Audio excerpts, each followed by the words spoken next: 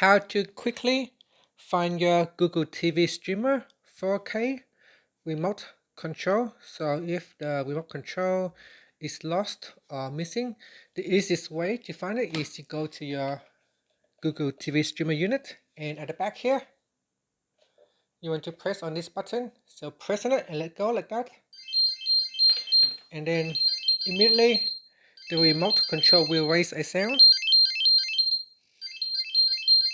and from the sound you can then try to locate or find your lost or missing remote control, and you can just press on any button to stop the sound. And that's it. So that is how you can quickly and easily find and locate your lost or missing remote control of your Google TV streamer 4K. Thank you for watching this video.